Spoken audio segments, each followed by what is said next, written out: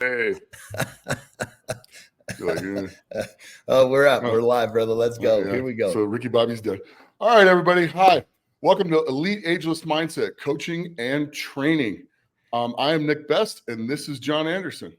And we are here every week to share with you guys the strategies that we use, not only mentally, physically, everything in terms of being consistent, basically just kicking ass for decade upon decade.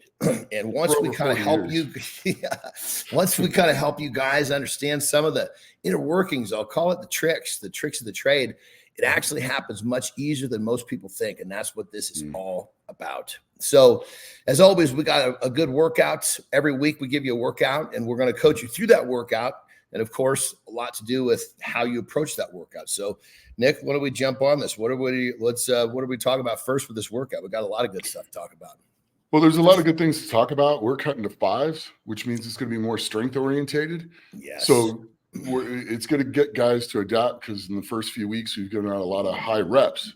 Mm-hmm. So now you're going to have to figure out how to do sets of five, which is develop a lot of strength as well. Yeah. And then there's still a couple things in there where you're going to get some high reps on, like back extensions, stuff like that. But yeah, mainly it's time to get after doing some weight.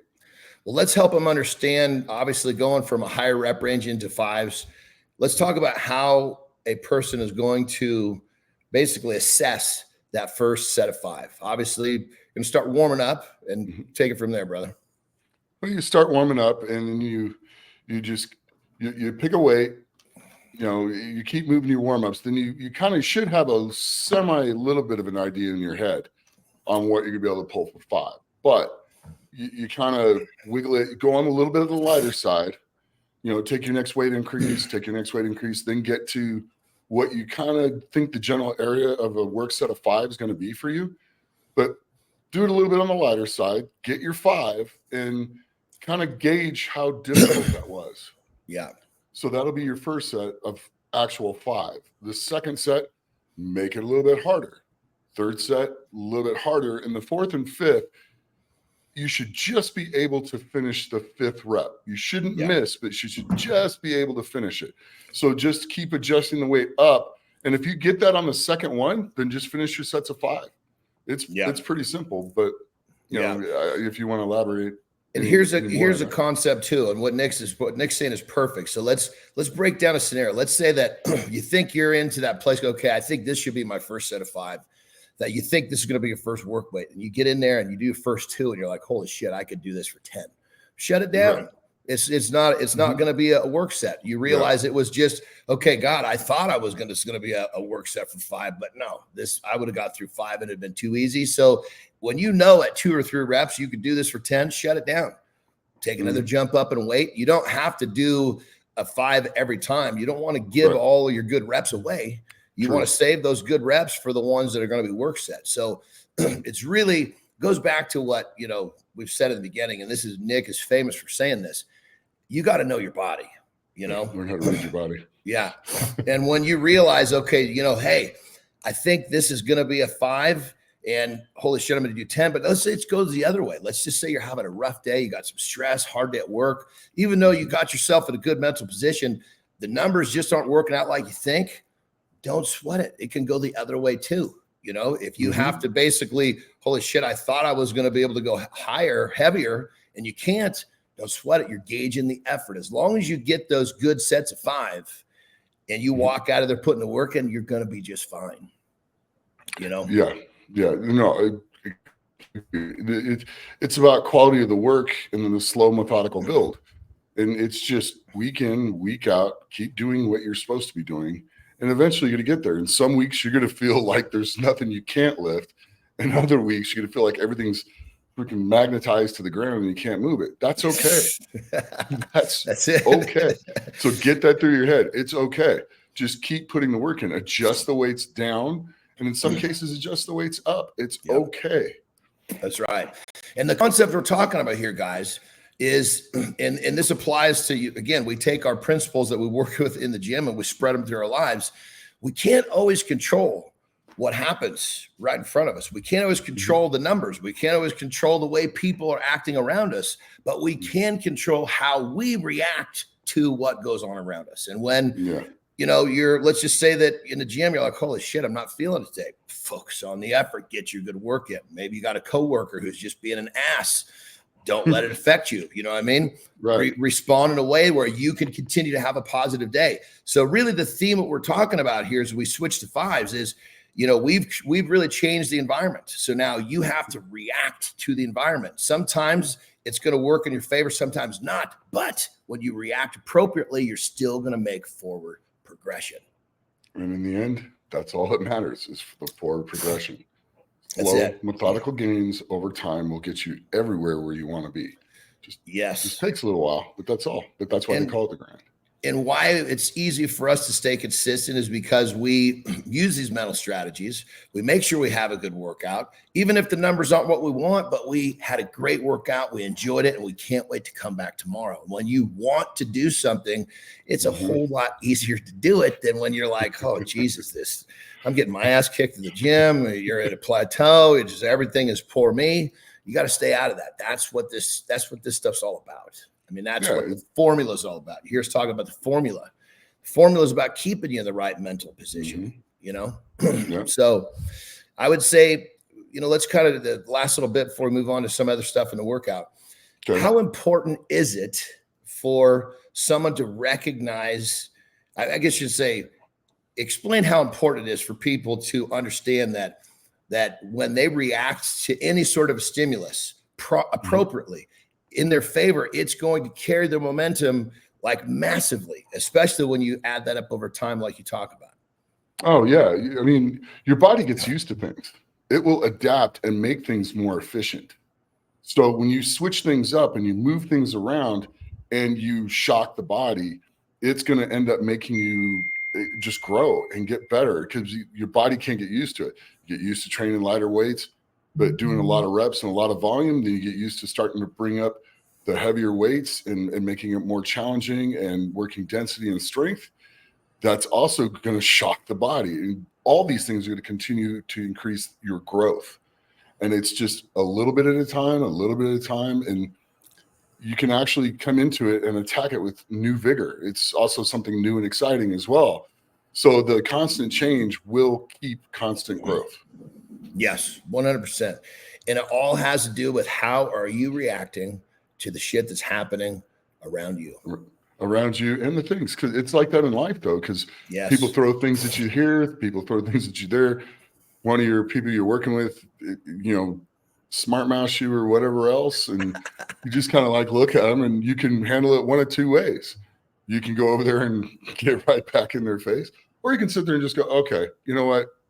You're not worth my time. You're not worth my time. That's it. I'm going to sit here, focus on what I'm doing, and get the rest of my job done, and not let it affect the rest of what I'm doing today. It's simple things like that, because then you end up over in HR, and then you got a whole bunch of problems. Whereas if you just got your day done, you just move on. And it's almost like sometimes, doesn't the bar smart mouth us? Yes, it sure does. And we just have to remember, okay, you know what? Time to stop looking at what's on the bar. It's time to start focusing on the effort. It's the same stuff, guys. It's smart mushy, but it doesn't lie. That's right. That's right. The weight never lies. No.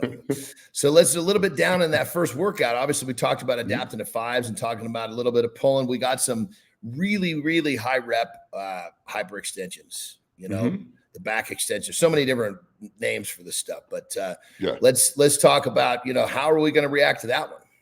Well, you're going to react really good to it because it's going to create a lot of, you've already trained the heck out of it. Now you're going to train the rest of it that's left. And you're also going to pump a bunch of blood through it, which is good because blood in and blood out creates healing as well. So it's just going to be overall good. And it's going to make you mentally tough because you're not going to want to do that many reps after doing all that weight. So it'll actually give the ability to keep doing things even though it's done, which is good for your mental strength. And you guys have heard us talk about in a set like that, 50 reps, doesn't make a difference. You're talking about body weight squat, push up, back, back extensions. You got to learn. You've heard us talk about this before. You got to learn to get comfortable when shit Being is very, very uncomfortable. And when that's in that, I'll tell you, there's no better way to learn how to do that when your legs are hooked in a machine and you can't get out. You know what I mean? Yeah. I mean, all you can do is hang there. That's the best you're you gonna can figure do. it out pretty quick. Yeah, like on a push up, you just lay on your belly. A Mm. body weight squat, you just stand at the top. On a hyperextension, man, you are hooked in that son of a gun. You're not just you got to hang there, and the pain doesn't go away when you hang. No, it doesn't. I mean, the burn might subside a little bit, might not be getting worse, but so again, guys, we're talking about adapting. We're talking about these are the concepts that we keep weaving in and out of here. And that's one thing too, brother. Let's talk a little bit about, there's a lot of stuff that we talk about repetitively. It's largely because it's a practice. You have to practice. It's like a philosophy or even a religion for that matter. You practice it. You can't just know it and not practice it because it goes away. Yeah. Everything in your life, you pay your dues, or I don't know, there's a better way to explain it, but it's paying your dues. Every time you walk in there, it's putting in the work, and eventually you're going to get paid for it, and it's going to reward you in the end.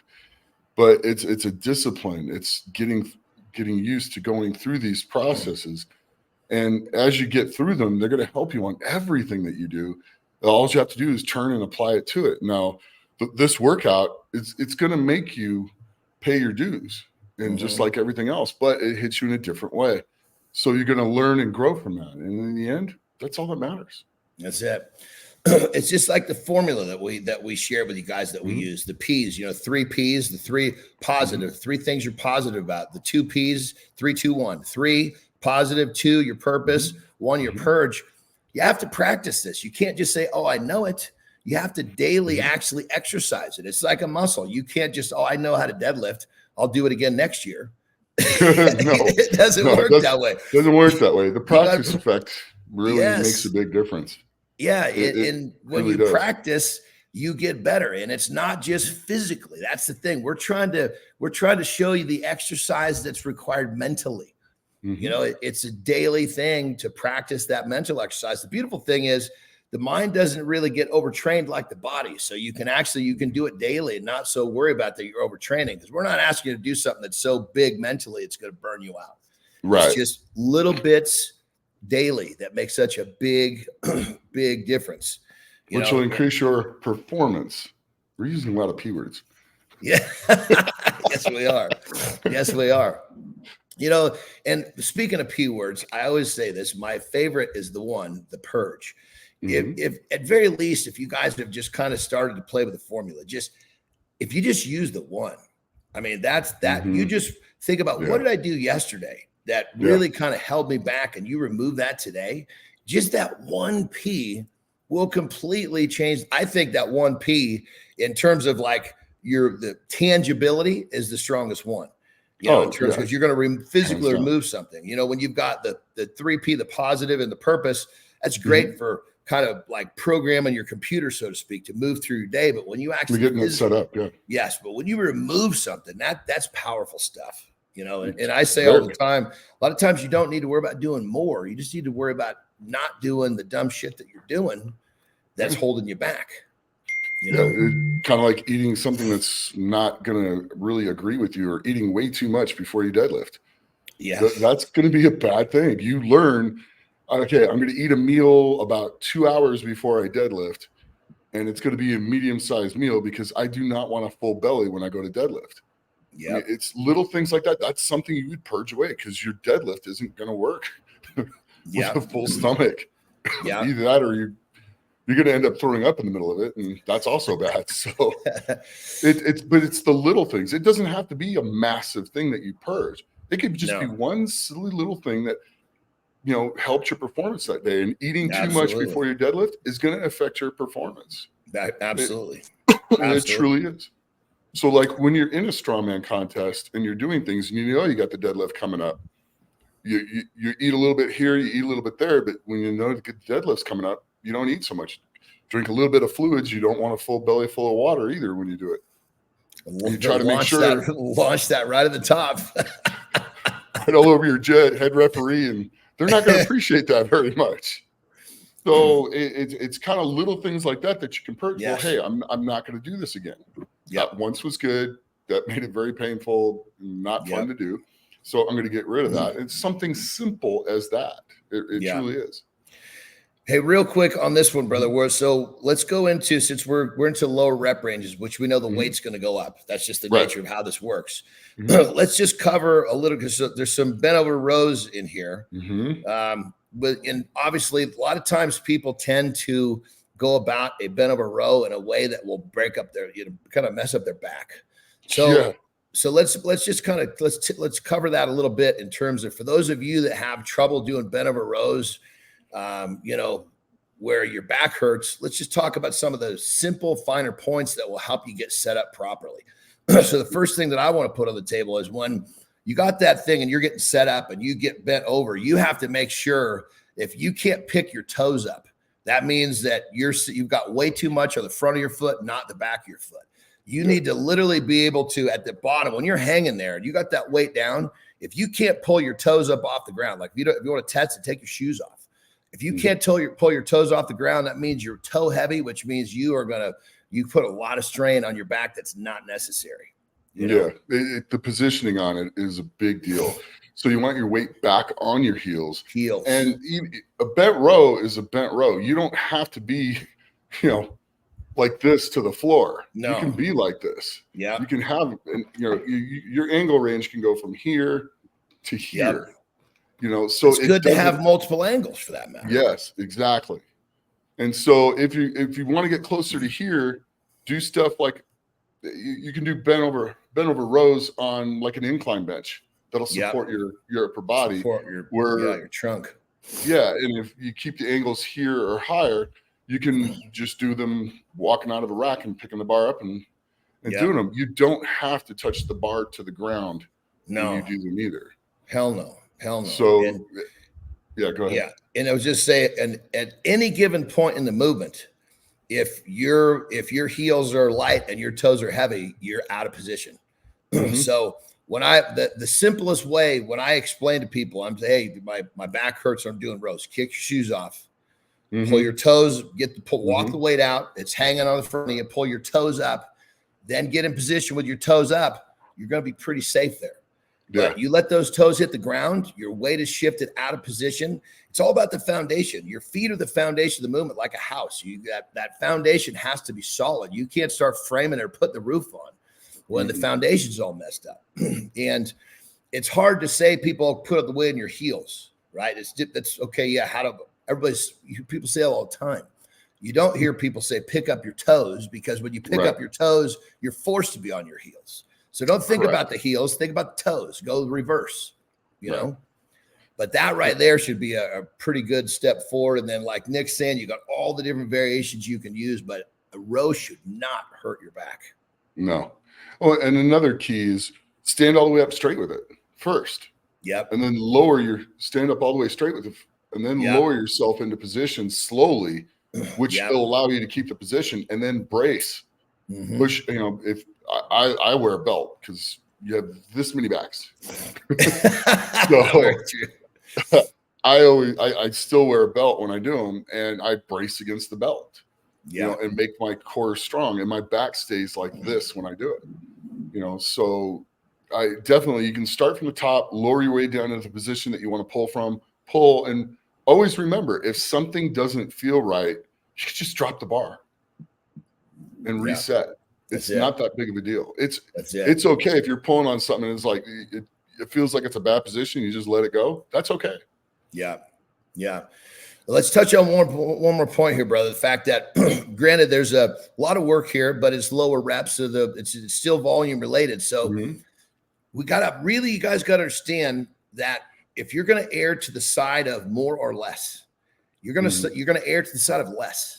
Because when you do too much, it works against everything that's going on here. So what I say, we've talked about in past shows, if life gets in the way and you're forced to miss a day, it's probably going to help you.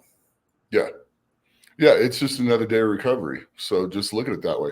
Remember, the muscle doesn't start breaking down and atrophying until day 10. So, if you miss a day, you're not going to get smaller. You're not going to get weaker. You're just going to heal a little more. And that's okay. I'm not saying miss days all the time, because consistency is what's going to get you where you want to be. But if you have to miss a day, it's okay. Just miss the day and just move all the days over by one and just restart your training week. Or another thing we got to talk about too, brother, now that we're helping them get into this really good focused state of mind, their training is going to be going so much better. The work's going to be more quality. You might need to take a day out because you're actually getting your body's adapting to this new quality type workload. Because if you're in the gym and you're thinking about something else, you're all butthurt about the coworker, the work is not that quality, which means your body's not really getting the same type of, not breaking the muscles down. You start following our lead and you start stacking up these really good workouts, focused on the effort, the muscles get broken down, which means you may actually need an additional day off, which is a good thing. If you've done it right to where you need an extra day off, that means you did your job. Correct. And it's never a bad thing. And remember, when you're younger, you can train more often a little bit because you're still healing pretty fast. As you get older, the rest is actually just as important as the training. Yes. It's to be honest with you, through the whole career, whether you're starting or whatever, the rest is just as important as the training. Just like the eating is just as important as the rest and the training. All three have an equal share. Yeah. And that's something people don't really understand. You can't sit there and eat at McDonald's and then train right and then get the right amount of rest and still expect great things to happen. They're going to happen. You will still be in better shape than the average guy, but it's not going to give you your ultimate goal and optimal function. It's not going to work the best that way. So, and don't make the mistake that most people make. Nick's talking about all three of these things are like a circuit, but there's a direction to that circuit. You've got to eat right. You've got to sleep properly and get your training. You can't go, from the other side, go training and then miss the other two and have it work. It has to be, you've got to eat, sleep, train. You've got to have, if you're at a deficit, let's say you've been eating terribly, your sleep is terrible, you don't want to go work out. You want to eat right, get rested, then work out. So remember, the circuit is directional. Just keep that in mind. That alone, all those things right there, until you get probably 5 to 10 years into it, those things, just doing those basic things alone are going to give you gains over the next 5 years that, massive. And then you start fine tuning things at 5 to 10 years and you really start learning how your body works and stuff like that. So it's a lifelong thing. And John and I are both still learning, which is awesome. You learn new things, you pay attention to new stuff, you change the way you do things, especially as we get older, we learn how to maintain where we're at without losing as much, because as people age, they lose their muscle mass, they lose these things. And so we're finding new ways to hold on to our muscle mass and still get our work in and stuff like that. And the more you focus on your food and your rest, as part of this process, the easier that's going to be, especially as you're getting older. 100%. 100%. And again, it all goes back to, we talked about the circuit, the three pieces that are like Nick's that are so important. And when you put the power of the mind and the strategies with that, that's where you see the difference in terms of like separating yourself. Like, why is that guy going ahead so much faster than everybody else? Yes. And that's one of the things, and then the thing is there's a fourth P. That's progress. That's it. The last one, because all the three P's added together will give you a fourth one, which is progress. And the progress in the end is all that you could ever hope for. And that's all you ever strive for is progress. Because if you continually beat yourself and you keep improving, eventually you'll be wherever it is that you want to be. And on that level, for those of you, because we're not talking about the formula quite so much now, because we talked about it so much in some of the beginning shows. So if you want to get more up to speed with that, go back to some of the beginning, because in the very beginning of what we're doing, we didn't focus on the workout. We focused on just the mental strategies. Then we turned the corner, brought the work, and we're coaching the workout. But coaching the workout is basically it's so much more effective because we've already gone through the steps and talked about the formula to help you guys understand how to apply it. So if you have questions about that, go back in some of the earlier shows, and we talk about it a lot in those shows. So Yep. Well, there's another one. That's another killer. I tell you, bro, I'm having so much fun sharing this stuff because when people get a hold of this and they start applying it, they really start getting what they want. And that's what this show's all about. And we've been here consistently doing this for decades, and we are going to show you guys consistency by being here every week, same time, same place. And Nick, you got some words of wisdom to wrap this baby up? Yeah. Be consistent. Be patient. There's another P. Patience. Patience in the end will get you everywhere you want to be. Just put in the work and have patience. You will get there. Yeah. Enjoy your journey, because when you're enjoying your journey, patience is a hell of a lot easier. This is not an instant gratification thing. That's it. And with that, that's it. It's all I got. That's it. Well, there you have it, everyone. We will see you next week, same time, same place. Same bad time, same bad Love channel. it. That's it. That's it. God, I love this stuff, brother. I'll tell you, when people fun. get hooked up on this stuff, it's just makes such a change. And that's where making the change is what we're both so excited to help people with. Yeah, they're going to succeed, which is awesome. Yeah, absolutely. That was that was like a 25-minute or two. I know, it's still going. Oh, it is. You realize it. Where's Ben? Where's the Wizard of Oz? Maybe you had to take a whiz. Yeah.